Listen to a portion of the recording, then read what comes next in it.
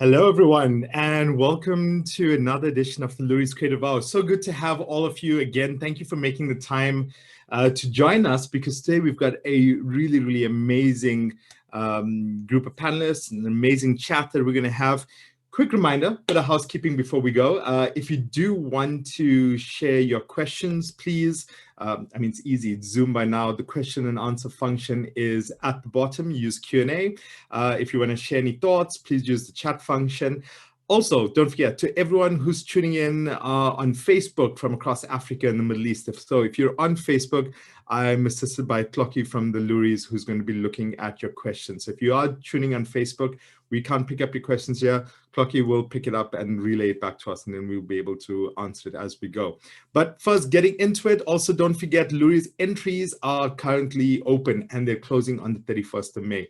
We've had an overwhelming response to entries so far. So if any of you want to get your work out there, if you want to get recognized and you want to show the world what rock stars you are, because that's my key focus now. I really want us to have a brand communication industry full of amazing rock stars that are changing society. If you want to be one of those rock stars and showing people what amazing stuff you're doing, such as some of the rock stars on our panel today, please get your entries in at loeries.com. But getting into it, I'd like to welcome Jabalani Sibiya, who's joining us from MNC Saatchi Able. If you can please turn on your cameras and mics. Tsunduka Makamu, who's a freelancer. Tshepo Tumahole, who's at Joe Public, and Robyn Phillips, who's also at MNC Saatchi. Welcome, everyone. Thank you all for joining us. Hey, Preetesh. Hey, Preetesh. Thanks for having us, man. Awesome. Hey, Preetesh, there we go. There's Robyn. Preetesh, hi. Hey there. Tshepo always has these amazing views. Whenever we chat to him, we've got the amazing views from Bryanston looking all the way down around Johannesburg and the rest of you. and then we also have Tsunduka, who's also in Johannesburg, and then Jabalani and Robyn are in Cape Town and not showing us any amazing views today, which is sad. but I think just to get into it, guys, and I think, you're all amazing in terms of your careers and things that you've done. This, as I said, we're looking for rock stars. You guys are doing amazing stuff. As you said, we're speaking about today about being young, gifted, and owning it. So gotta own all the amazing stuff you've done. So share some of the stuff about us. Maybe starting, Jabalani, tell us about yourself and where you are, what do you do, and what are some of the amazing things you've been up to. Wow, thank you again for having me. So hi, everyone. My name is Jabalani Sibiya. I'm originally from Johannesburg. So, where Tshepo is currently is my hometown, but ancestrally I'm from KwaZulu-Natal. And I am a senior strategist at MNC Saatchi Able. And some of the awesome stuff that I'm up to. I am I'm part of an organization called Touch, which we're working on a cool project that we can't speak about just yet, but I'm really excited about that, and it's engaging more with the youth. And I'm also a water polo coach, so I'm currently in that world at the moment, which is quite great. But yeah, that's some of the stuff that I'm up to, and that's a little bit about me, and yeah. I'm learning something new every day. So the water polo thing's new, so we have to pick up on that later as well. But Tsunduka, tell us more about yourself as well. Well, I'm unconventionally okay. So I started out in TV. I didn't go straight to varsity after matric. So I started out in TV as a freelancer. Then decided, obviously, to take myself back to school because I started discovering interests in the creative industry. And then I decided to partner with Jabalani in Touch. So we're doing amazing things there by the youth sector. And then I still continue freelancing in broadcast television.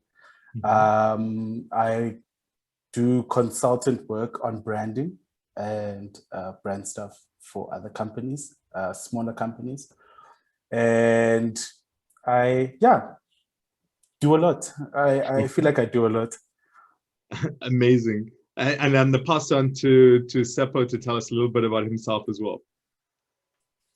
Cool. So firstly, I want to say I envy you, Jabalani, because I can't swim. So yeah, well done on your words. Tshepo, I'm going to message you and I'm in Joburg and teach you for free. Thank you. So just on my side, I work as a senior copywriter at Joe Public. And yeah, I feel like every day we get to do amazing work. We get to service our amazing clients. And yeah, I guess right now what's keeping us busy is obviously doing a lot of work to meet the Loeries deadline so we can have another successful year and hopefully retain the agency of the year. So that's what's been keeping me busy like this past few weeks. And you're skipping out about some of your amazing accomplishments as well, which I thought you were going to get to straight away, but you didn't even tell us about it. So tell us. You always do this to me. I don't understand. I told you, we're looking what we need going forward. Our industry needs that rock star mentality again for us to get out there. So don't be humble. Be rock stars and like embrace the amazing things you're doing. So Tshepo, tell us what you're hiding from us, which you shouldn't be hiding from us. Okay, Preetesh, I'll do it just for you. So yeah, I'm currently the 2020 Brand SA Young Creative of the Year, and then the #1 copywriter in Africa and the Middle East as ranked by the Loeries. See, yes. That's amazing. That's amazing. You should be telling people about that. Amazing. Thanks, Tshepo. Robyn, tell us about yourself and all the amazing things you've been doing. Cool. Well, thanks for having me here. I'm Robyn Phillips. Originally from the Eastern Cape, from a farm in the Eastern Cape. Have lived in Pretoria, Joburg, Cape Town now. I'm art director at M&C Saatchi Abel. I'm the creative lead on Touch, along with Tsunduka and Jubs. I guess love bicycles, running with the Didas group. I'm a proud owner of 2 film cameras as of 6 months ago. So I'm getting into that as a kind of a proactive hobby and into photography a little bit. So yeah. Awesome. Thank you all for joining us. I think this is going to be a good chat. I mean, so getting into the heart of what we need to chat about as well. I mean, it's so interesting, you know, in our industry. I think it's so valuable to understand why amazing young talented young people have decided to come to this industry. So again, Jabalani, like going around in the little circle on my screen, I mean, why was it important for you to join this industry? What was it that attracted you and got you to say that I want to get into the creative space? I think the first thing that attracted me about the industry was that there was young talent that was visible. It was visible that the industry had a lot of young talent, which was something that was quite interesting to me, because anything that sat sort of in the corporate realm, you know, we always had the opinion that it was quite top heavy. So I think firstly, because there was young energy within the house of creativity. And I think secondly, I was inspired by a lot of Black creatives outside of getting into advertising. So I think there were a lot of young Black creatives that, you know, I was looking at their work outside of advertising. I think I See a Different You is just a simple and clean example of a blog that, you know, we were just obsessed about with a creative sort of expression. And behind that, I was finding out about these different individuals, what they do for a day-to-day. And I was finding that a lot of them were in advertising. And I was just interested in the fact that these guys could, you know, do these things that you'd normally think is their day-to-day job, but then at the exact same time, they were in this world where a lot of them were in advertising. So yeah, I think those were the things that attracted to me to it. And I think, yeah. Awesome. And then if you had to look at it on your side, Tsunduka, what is it that, I mean, you've got an interesting story, because you said you went straight from school into the creative space in television and stuff like that. And then what is the reason? What was the logic of coming into this area? So I'm on the different side of the coin when it comes to why. I think I thought entering the TV space would literally mean I'm automatically in the creative space. I've always loved TV. I've always loved film.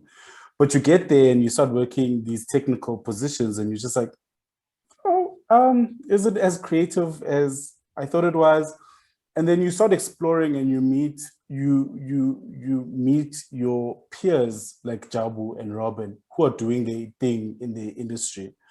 And you ask yourself, because I'm not conventionally, so I didn't go to tertiary and then I interned in an agency and then I'm working now in the advertising space. What can I do for myself? So I think the reason why I wanted to operate in it is because of opportunity. I can make whatever my reality. Like I can learn from my peers and just create anything I want and then basically help others with what I've created, if that makes sense. I think the most important thing is that we as young people forget that we are coming after, or we're coming into an industry that was built by all the people who have succeeded, who have done the thing. And to do things the same way would be an injustice to the youth, if that makes sense. So yeah, my outlook on things is that if I can create my own opportunities, then I could help others do the same. Awesome. And then, Tshepo, if we had to ask you, I mean, I know you and I have chatted this, but if you can tell everyone who's tuned in as well, why did you decide to enter the creative industry? Because you've got also an interesting story. Yes. So my story, I've always, I know it's a cliche, but I've always enjoyed this industry because of the commercials we were seeing, the stories that I related to, and it felt like such an exciting industry to be part of. But obviously, coming from the background that I come from, coming from the township, it's not like the go-to industry you would want to go to. So for me, my story started when I was in matric, and the Triple School of Advertising had a bursary competition. And then they were looking for people who were interested in copywriting, and they were giving away a bursary for 2 years, which is the duration of the course. So back then I didn't know what copywriting is, but I decided to take the chance. So then I started writing radio ads, and then one stage led to the other, where we were taken from, I think, 50 people to 10 to 5, and then eventually I ended up winning the copywriting bursary. And that is how I ended up in advertising, But for me, the advertising bug has always been there. I've always loved, as much as I didn't know what copywriting is and who does what. I mean, initially I thought brand managers write the ads at first when I started, but now when I got to understand it and I got to understand the creative side and everything, that's when everything started getting more real for me. So for me, I've always enjoyed the ads that we were seeing, what I was seeing on TV, from the Vodacom stuff, from the Dictator Vodacom stuff, from the Nando's Dictator. So those kind of stories are actually what actually interested me, and yeah, I found myself in this industry. Amazing, thanks. And Robyn, what is your story? Did you also find, like Tshepo, there was this unknown love for advertising just by being a consumer of it, or was there another journey? What was your journey into the creative space? I think I was always a creative. I was always a creative in high school. Music was kind of my main subject. And then I went to university and as a rower, and to row full time. And I went through quite a big depression. And I think a large part of it was because I had no creative outlet. And I wasn't really excelling in the kind of the rowing dream. And one day I kind of just stumbled into a Vega campus. And I just chatted to someone there, and before I knew it, I was kind of taking a media and advertising course. And I think a large part of why I got into advertising was because I realized that there was the creatives and the people in advertising have the opportunity to kind of tell corporates how to spend their money and spend it in ways where they can give back, through, collaborations with small businesses, collaborations with NGOs. And it's something I've always kind of believed in and stuck quite closely to as an idea. Okay, amazing. What we're going to do is, and I think what's really amazing, if anyone has any questions, please use the Q&A function, send it, keep sending us your comments as well. Like we have Offensive, it says, Tshepo's a rock star, so inspiring. I think Tshepo should be coming back. Okay, and so what we're going to do is, I've been going around in circles, and I think one of the key things is instead of us necessarily going around, we're going to just have fun, have some chats. If you have anything you want to say, don't wait for your turn. I said, you got to have that rock star mentality. Feel free to scream out, call out, say whatever you want to say. This is your platform to speak. Don't let anything stop it over there as well. So maybe just starting on fastest person first on this. I mean, do you think that young people get enough respect in the industry? I don't want to be the fastest. Your answer. Fastest person first. I don't want to be the fastest, but I would say no. Mm-hmm. And partly on, if I'm going to be frank, it goes back to the opportunity thing. Because we're so timid in our approach of being bold or being out there with either ideas or, wanting to change certain things in the industry, it's very hard for you to stand in your truth without you being reminded that you should be grateful for the opportunity. Like, why would you want to change anything? You understand? And it's very scary for someone who doesn't want to fumble the bag, if I must say, or who doesn't want to miss out on the opportunity because you feel like you haven't earned your stripes. So it makes it very difficult to stick to industry standards or rules, for lack of a better term, and still be authentic. That sounds to me, I mean, the subtext of what I'm hearing is we're scared to speak out because we're scared of pissing people off. I mean, is that what it is? Are you scared to speak out? I mean, Robyn, do you find that sometimes you look at it and go like, yeah, there's somebody who's coming and giving an idea and they've got a few more years worth of experience than I have, and I don't want to share my idea because I'm scared they'll look at it and go, you have no idea what you're talking about. I mean, yeah, I think,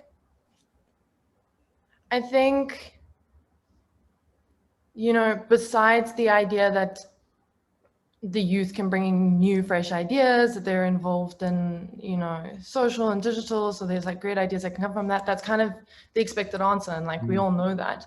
But I think that, young creatives are undervalued for the effect and the change that they can have in terms of actually changing the business structure and the creative structure and just, the creative industry in general. I think I saw this post and it actually was quite funny. It was like, I just started this job and they kept referring to me as the millennial.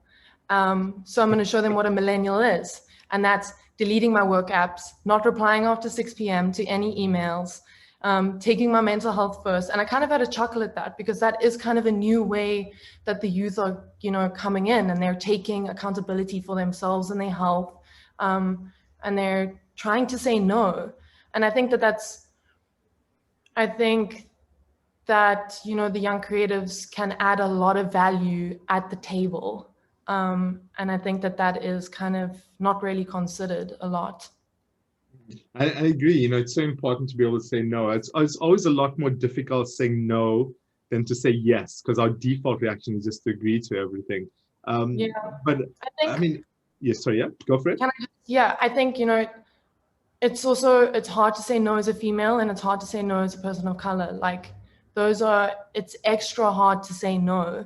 Either you come across as aggressive, or you're kind of coming across as threatening in some way. So there's also that as well. That's that factor. Yeah. Well, there was something that I was actually going to come to because, I mean, we have an amazing panel, but the reality is we have a panel that can be considered a minority group within advertising, which is we have the lone woman in Robyn and we have Black talent, which again, we need to rise and ensure that we have enough women and Black talent in our industry. I mean, coming in, who are your role models? And I mean, I don't know if Tshepo is still around as well, and maybe Jabalani as well.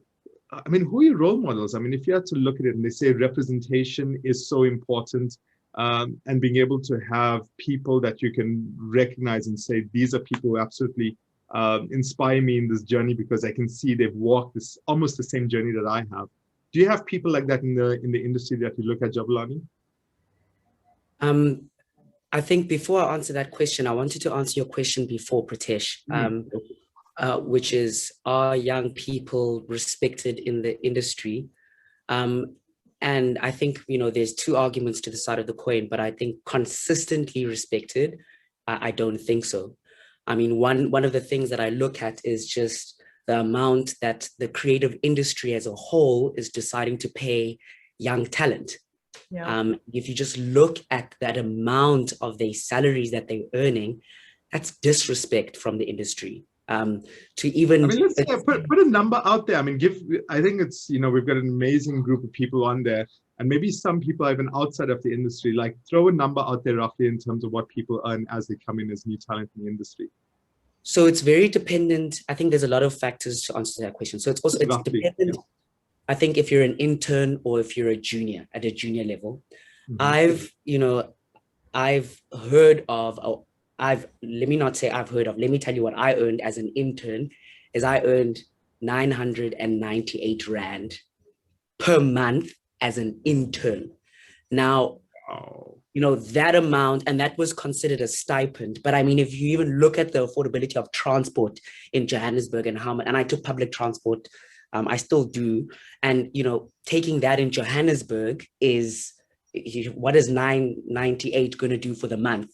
That's an internship. And then I've heard other internships that pay, interns from 5,000 to 8,000 Rand a month.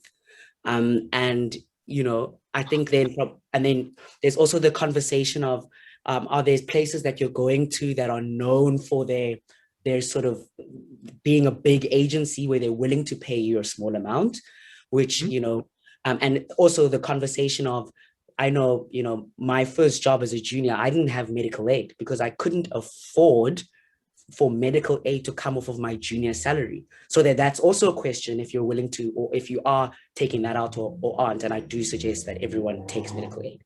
Don't do what I do.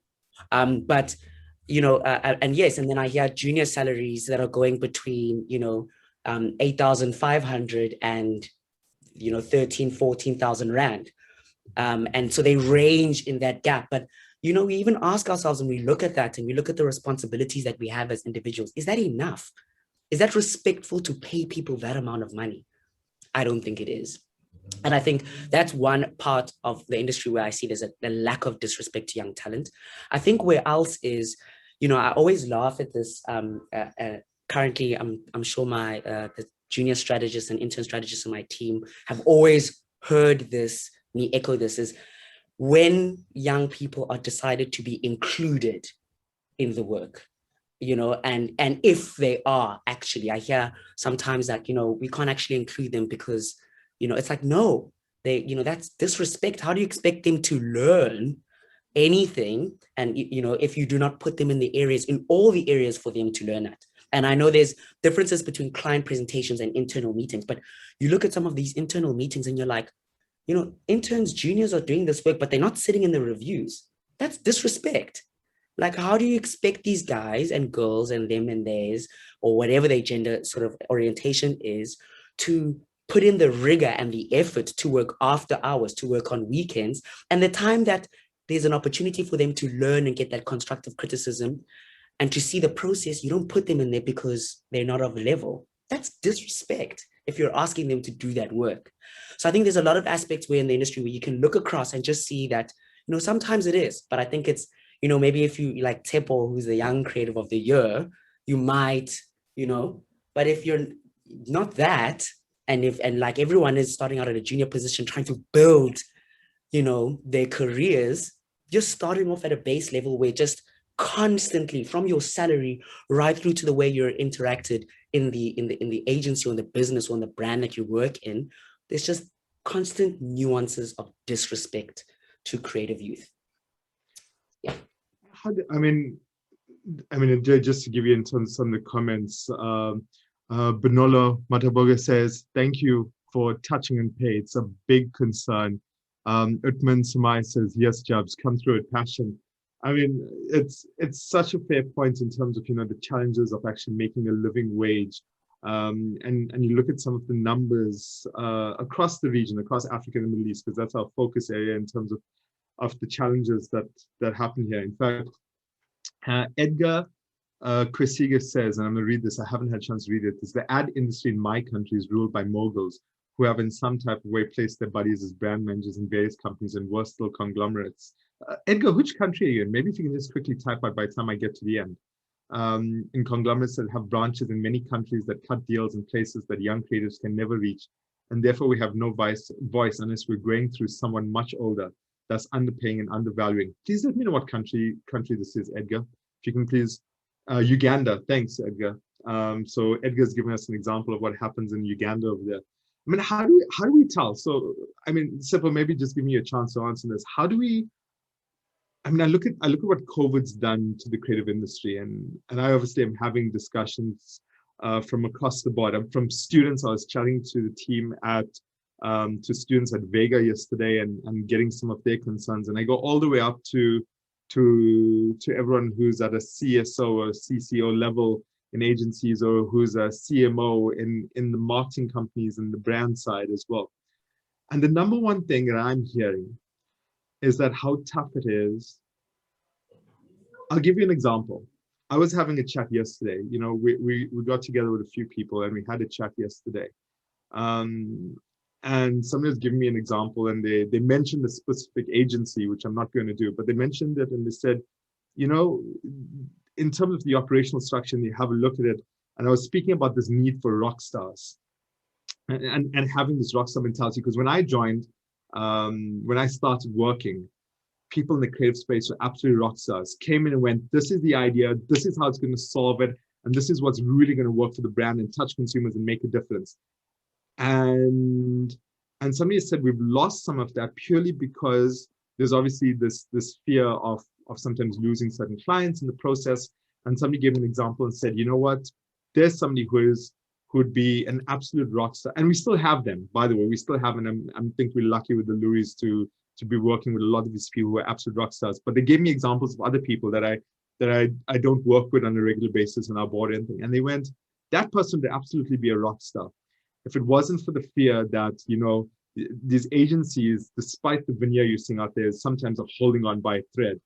And that they know that if they lose a major client, you're suddenly going to get rid of half your staff. Like half your staff are going to go. So, Tshepo, maybe as I said, question for you, how do we tell the difference between whether it's as Jabalani has said, there's this disrespect, or is it really just this fear factor in terms of making sure that you can keep the lights on, especially in a tough time? Are you seeing this, and what are your thoughts on that? And I think that's a very interesting point you're making, Preetesh. It's almost a catch-22 for agencies as well, because and I relate to what Jabalani is saying. You, as a young creative, it's hard to break through. It's hard to ask those questions. It's hard to actually make your voice heard, especially in the boardrooms. But I think everything also comes with time. I won't say that from day one I was given client-facing opportunities, or I was allowed to do certain things. But all those things, they also come with time, and they also come with experience. And I think I can't speak for other agencies. I can only speak from my own experience. But gradually those things happen, and eventually you see why those things were happening, and as young people, because I come from that situation as well, where I felt like, no, I'm ready to do this. I'm ready to be in front of clients. I'm ready to be presenting my own stuff. But then when you look back, you realize that there's a method to everything, and like that big disclaimer I was making, I can't speak for every industry and I can't speak for every agency. But then back to the point you were making around agencies as well. Also, we know how COVID has hit the different agencies, and also there's this fear amongst agencies. It's a very valid point. But for me, I believe that creativity should always reign, you know, and it's the work that we see around the world that wins awards that actually work for the client, that actually do well for the businesses. So for me, it's if you give the creatives opportunity, then they will try harder. If you give me the opportunity to make sure that I'm part of a big brief, or I'm part of a pitch as a young person, I will put in the hours. I will be motivated to work on the weekends. So I think it's also from the agencies excluding these young people that's actually resulting in them being a little resentful and them not wanting to do stuff and feeling like they're being excluded. So I think the more inclusive the agencies are and the big people, so to say, in the agencies are of young people, the more we'll want to do great work, the more we'll want to participate in these things. Because I'm motivated by being included and being acknowledged. And I think a lot of people relate to this. As soon as you're acknowledged and as soon as you're included, you're going to put in those extra hours. You're going to go the full mile because you know that people see you. You know that you're not just a number. You know that your work matters. So I think it's from both sides. From young people, from my side, from my experience, I know that it's irritating, it's frustrating, but it comes. Eventually it comes. And then from the people or the gatekeepers, it's including the young people in the work. You know, you don't have to put them in front of clients like Jabalani was saying, but put them in that internal meeting. They don't have to speak much, but let them present a part of the work that they did, just so that they get the experience and they get to learn. Because the more you exclude them, the longer they're going to take to learn. Yeah. Great point. Robyn, anything to add from your side on that? Yeah, I do. I actually, you know, I think it's such a valid point around inclusivity. And I think, you know, gone are the days of the controller or like the commander leadership style. You know, I think COVID has definitely diminished that completely. I think you will see leaders and strong leaders that come through are the leaders that go with like self-awareness, lead through empathy, lead through self-awareness in like a really strong way. And I think I've been exploring this kind of concept around consent, and not consent in a sexual space, but consent in a workplace, and asking people for consent in terms of inclusivity. So consent in terms of, you know, you don't drink alcohol, but are you willing to work on an alcohol brand? Like, these questions don't get asked, you know, can you work on the weekend? Can you work tonight? Even though I need you to, allowing me and empowering me to say yes is part of the consent and part of allowing me to be inclusive. And I think, you know, the point around inclusivity and empowerment and feeling a part of it does motivate the creatives and the young creatives so much. And I think, you know, this idea of like, you will do proactive, you have to have proactive ideas without the consideration and the empathy and just the consent around, you know, you don't get paid enough money, so you have to have a side hustle, you have to do freelance work on the side, and yet you're still asking me to do proactive, but you're not paying me enough, so I have to take the time to make my own money on the side as well. So I think, yeah, I think the leadership style is, I mean, COVID has definitely forced leadership to change a lot, but I think, you know, the young creatives are going to force leadership to change even more. Robyn, I was just thinking as you were chatting, as Tshepo was chatting, what would have been amazing is, you know, you never know the direction of the conversation, the way it's going. If I knew the conversation was going to this kind of direction as well, it would have been amazing to have some agency leaders on this, because I think it would have been amazing to have a panel like the four of you discussing this with a panel of some agency leadership as well, being able to give their side on this in terms of their thoughts and all this, which would have been amazing. But I think, you know, in terms of that inclusivity challenge and really saying that I want to be part of this, Jabalani, is this a conversation you can have? And then maybe once you're done, how do you have this conversation really with your senior or somebody who's like a few levels up in terms of seniority within your organization? And then Tsunduka, also, I mean, as a freelancer, that's also a challenge because we're an industry full of freelancers. Once Jabalani's gone, maybe tell us from a freelancer perspective, how do you have that discussion to say, I'm a freelancer, you probably don't see me as part of your organization, even though I'm in here, I'm working and doing everything, and you've got me there for a particular reason. How do I actually participate if you're not giving me access to this? So Jabalani, your side first. I think on the topic of inclusivity, one thing, you said, like, how do we have these questions with people, with a lot of our seniors, and speak about this? And, you know, I think a part of inclusivity comes the transformation conversation that we all currently are having.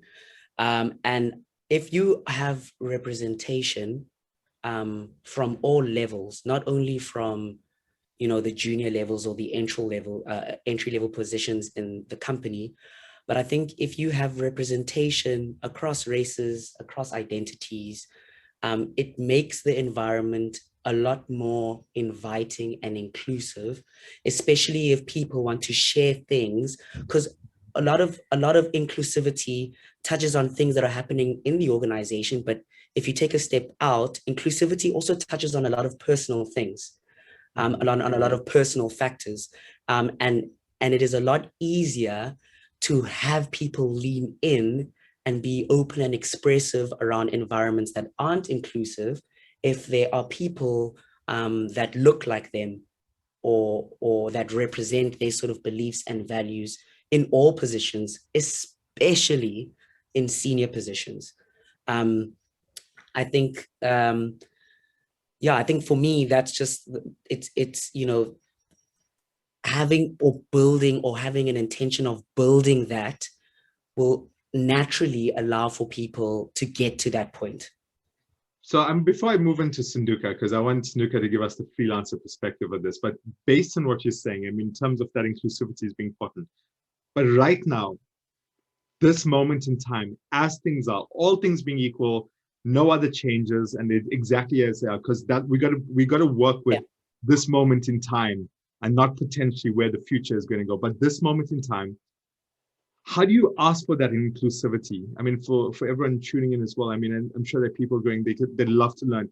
How do you, and I guess it's not about demanding, but how do you actually prove that I need to be included in this and give a solid argument as to why you should be included in the discussions, in even if you're not involved in the pitch itself, but being able to be in the room to hear everything that's been said?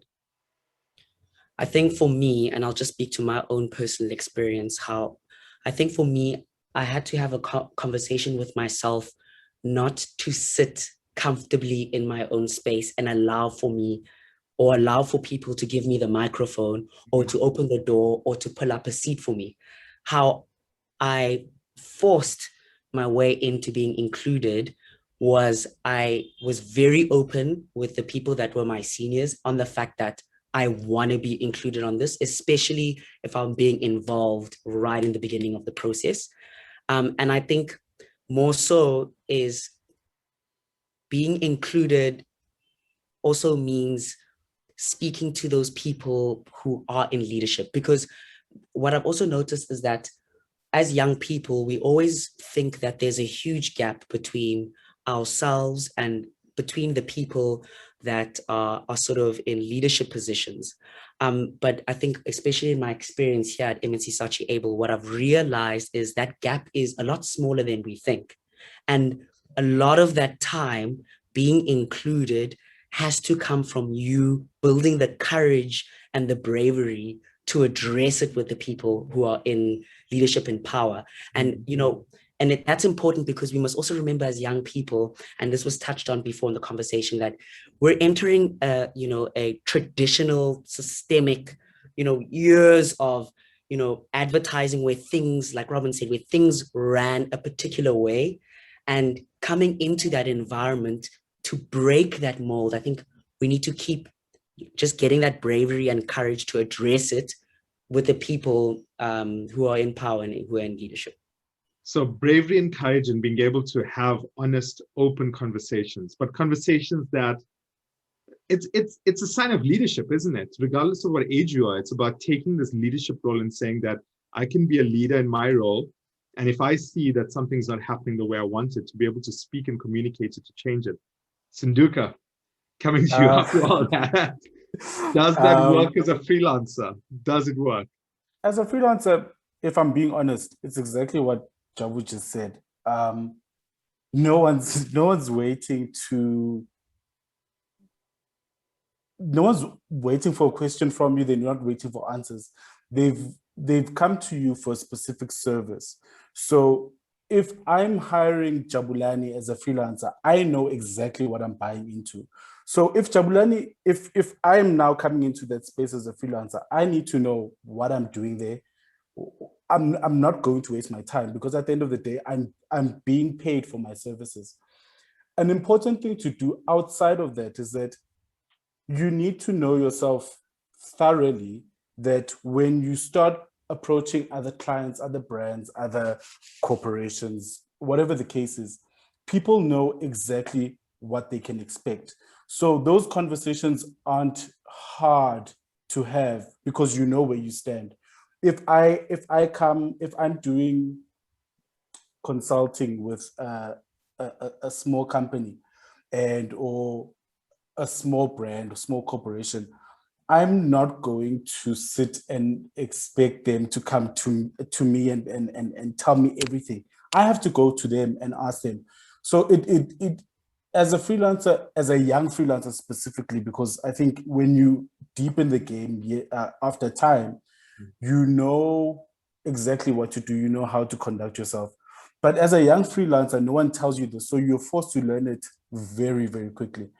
And if you don't get the courage, the bravery to ask these questions, to go to leadership and say, okay, I'm here, what do you need of me? This is what I'm supplying, this is how much I'm going for, whatever the case is. But you need to be so sure in yourself that you can have those type of conversations. So it's not far off to what Jabulani said. It's what Jabulani is doing now is having a freelancer mentality in a corporate space or an agency, or it's because his position is much formalized. He still has a mentality of a freelancer, because he understands that no one's going to make those opportunities for him except for him, if that makes sense. Makes sense. Perfect. One of our good friends at Loeries is Harvard Cabello Latoya, who says, I think round 2 at agency industry leaders would be dope. Love the conversation and its depth. And we have, sorry, I can't get to every single conversation. I mean, every single chat, but keep them coming and I'll try and pick up as many as I can and just respond to them as well. And we've got tons of questions coming through. But what I do want to do, and I think, you know, I think about, I mean, when I was an intern, obviously it was a long time ago compared to any of you over here, but when I was an intern, my salary was 4,950 rands a month. But when I started full-time, which was probably about 2 years after that, it was 8,950 rands. Still remember these numbers because I don't want to forget how much I was earning and what the challenge is. And I think here's the key thing as well. I mean, for these platforms, for the four of you here, but also for all the people who are online, and you know, we have around nearly 50 people on this chat. I mean, you should never forget your struggle about being young. And I think that's the key thing. When you're young and you're going through this is going to be a power later on, especially in time of being in a leadership position and being able to build and nurture young talent. I think one of the next important things, though, is, and I think there's so much passion from all of you for this industry. We like I want to take a shift on this as well, in terms of you've been in a fire, you've experienced the negativity, you've experienced all the positivity as well, because it's both sides of the coin in this industry. How do you actually go and motivate other young people? How do you motivate that grade 11 to 12 person who doesn't know what they want to do with their career and go, you want to come into the creative industry? It's going to be tough, but it's for people who are really strong, who can make it. And Peter Maluleke actually adds a little bit on this, and he says, creative outlets in the Black community are very limited. And like you, and Tshepo, I think it's speaking to you, I stumbled into copywriting through a scholarship I got from AAA. And Tshepo, here's a question for you. How important is looking back at where we come from and creating a space that we never had to up and coming creatives in the hood? Okay, so before I get to that, Preetesh, I just wanna add something to what the guys were saying earlier on. And for me, I know we don't hear this a lot, but there's a responsibility that comes with struggling, and it's something that you need to think about, because the responsibility that comes with struggling means that you have to work hard. You have to put in that work. You can't have the conversations that we say you need to be brave. I understand you need to be brave, but you need to back it up. And that's something that we often neglect as young people. Yes, it's okay. It's all good and well to go into your creative director's office or your ECD's office and tell them that you want to be included. But then what are you doing to make sure that you're going to be included? What work are you doing? You know, and for me, as much as advertising, our industry has its cons, but it also has its pros, which outweigh the cons. And it's that it's rewarding. You know, it's rewarding in the sense that good work will never go unseen. You know, if you're good and if you're doing good work, you'll always get your reward. Whether it's an award, whether it's a promotion, whether it's being finally allowed into that boardroom, you'll always be acknowledged. I don't think there's anyone in this industry, even the leadership, that will close doors for people, even though they know that they're good. So for me, I just want to put in that disclaimer as well. Yes, we need to have these conversations, but then also we need to also bring something to the table. We need to do the great work. And as far as the question is concerned, I feel like what we've been able to do as Black people in this industry is to make sure that we are represented. We might be a small number, but when you look at some of the ads that I mentioned, you could feel that they were written for and by Black people, you know, and for me, that is what I want to continue doing. I want to make sure that the young person who's in grade 11 can see that only this kind of work could be done by a Black person, simply because of the insight, simply because of the nuances, and simply because of the execution. So whether or not I'm able to get them into the industry or get an internship for them, but by simply doing work that's so real and so relatable to them, I'm actually helping them realize that there's actually someone like you, and you could be there in that position one day. So I would say that the responsibility lies with us, the Black people in the industry, to continue doing work that is appealing to that young grade 11 student who is one day aspiring to be in this industry and maybe feeling a little jaded because they don't know how to get into this. But that light and that sense of hope that there's someone like me in this industry is what we can do for them. I think that's such an amazing point. And, you know, just the first part of what you discussed, when I started off my career, I had an amazing boss, manager, who gave me some advice. And his advice was very simple. It says, you cannot argue with results. It's that simple. None of us are sitting in little silos and not doing anything. Even if we get the smallest projects, we're getting the responsibility to deliver on stuff. And if you get that and you absolutely deliver and knock it out of the park, you get more because the results speak for itself. And if you can prove the results and you can have the results to show, no one can argue against that. So I think that's amazing. Second part as well, you're so right. I mean, representation. And I honestly, I haven't even thought about it in that way. So that's why I love the way you said it, is that there's such a strong ability to truly represent where you can come from through your creative work. And by doing that, you can inspire other people about where you've actually come from as well, because it's in the work. It's so intertwined and so ingrained in the work. There's no way it can be removed from it itself. And that's a beautiful point. I mean, Robyn, on your side, we all know we have a challenge. I mean, one of the stats I always quote is that if you look at the 100 most awarded creatives in the world, not in Africa, Middle East, not in Uganda, as we had Edgar, who is from, not in Nigeria, not in Kenya, but not in South Africa or the UAE. In the world, only 8 of the 100 most awarded creatives in the world are women. 8%. It's insane. Yeah. It's insane. So what do we do? How do we attract more women into the industry? How do we ensure that this is seen? I don't know. Is the creative industry seen as being too male? I don't know, and I might have a blind spot, and I'd love to get some advice and thoughts on that. And how do we get more women excited about being part of this industry? Yeah, I mean, I think it is quite a controversial thing, considering the fact that I think it is a male-dominated industry largely, and I think the women that are at the top, except for the odd few, have played to the male game, and have taken on a lot of male characteristics, dominant characteristics, aggressive characteristics, to be able to play the game. And we see that a lot. And I think, I mean, there's sadness to it. And I think, like my favorite influencer, the person that, you know, that I look up to quite a lot is Susan Credle, and she's the CEO, global CEO of FCB. And I think what's so incredible about her is that, you know, she started out as a receptionist at a small agency, and, you know, after 20 years, she's sitting where she is, and she's done that through being unapologetically self-aware and unapologetically bringing herself as a female and showing her value as a female into the industry itself. And yeah, I mean, I think as a female, the moment you're aware of the room that you're sitting in, I think you're already halfway there. I think, you know, the ability to be able to sit in the room and go, I am a female, I need to have a voice, I need to raise my hand and say something that, you know, is not okay, to be referred to as a girl every day on a daily basis. Like, I'm spoken to the girls.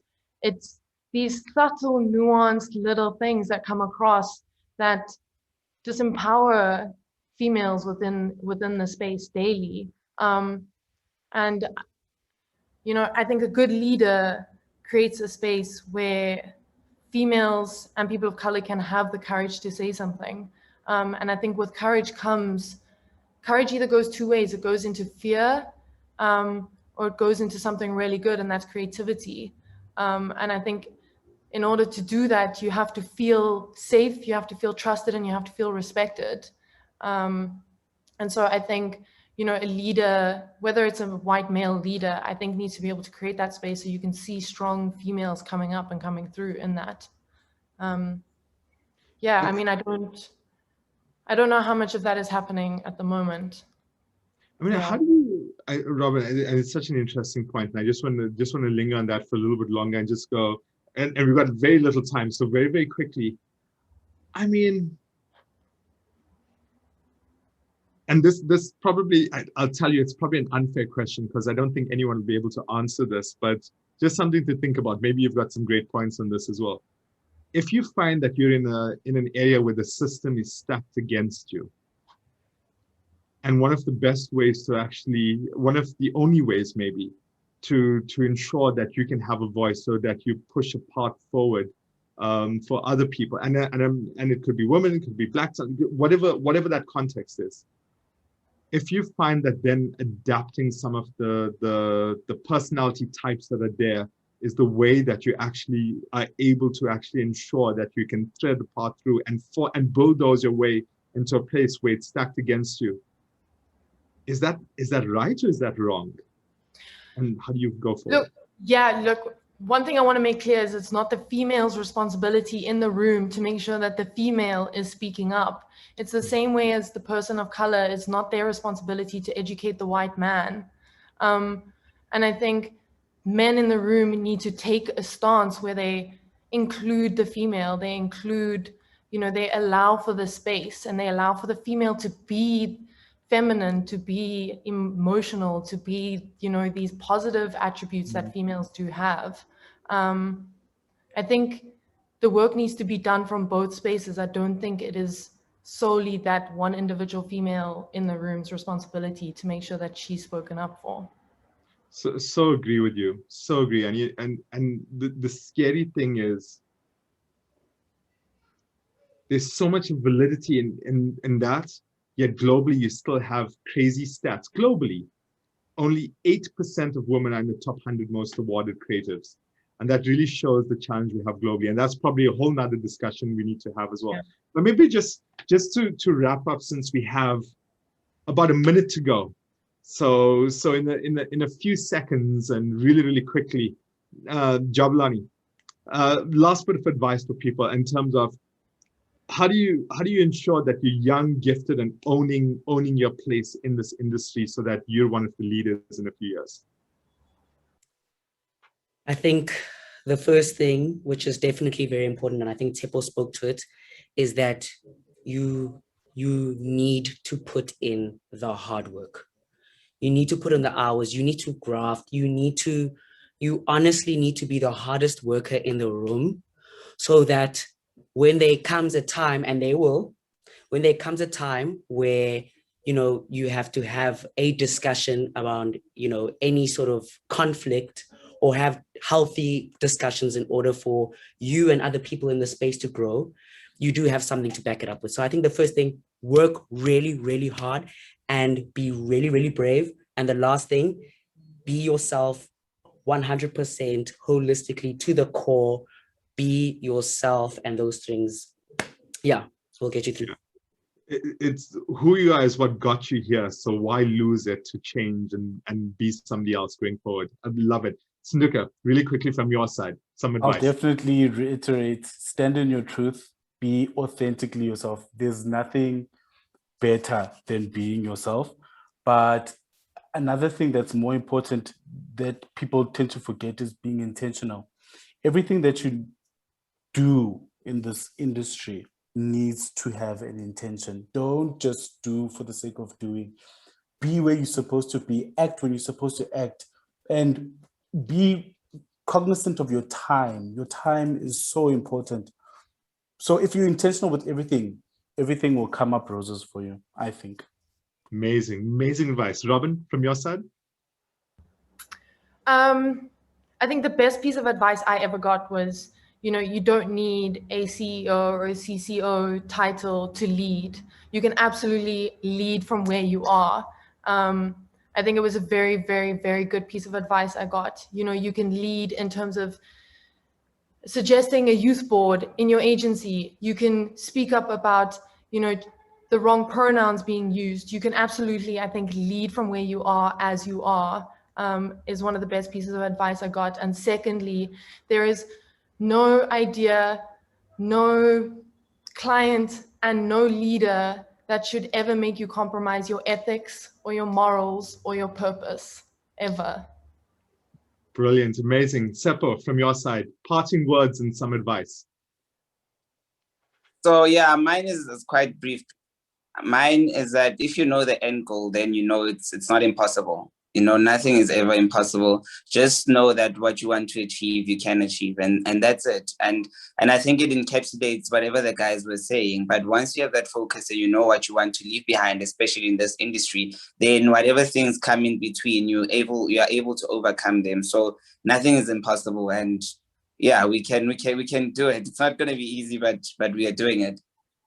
Amazing. Thank you, Tshepo. I'm going to say what Peter Maluleke says. He says, it's so sad that this chat is just now, and I completely agree. I wish I had more time to chat to all of you. But you guys are all absolute rock stars. Really appreciate your time. Appreciate everything that you all are doing and taking such strong leadership roles. And I hope during my time at the Loeries, I get to be on stage someday when you guys are picking up a Grand Prix, Loeries Grand Prix. It will happen. I get a feeling it'll happen. So Jabalani Sibiya, Tsunduka Makamu, Robyn Phillips, and Tshepo Tumahole. Thank you all. Thank you for your time, and thank you for all the advice. And good luck. And hopefully we'll chat soon again. To everyone else, thank you. Thanks, everyone. Thanks to everyone who joined us. The time ran out really, really quickly, but appreciate all the comments, all the chats, all the insights, and all the questions. And tune in to. You can get this on Facebook Live. So if you go to Facebook, watch and look at the Loeries page, you'll be able to listen to this chat again. So thanks, everyone. Have a good day. Chat soon. Hey, cheers. Bye. Bye. Hey.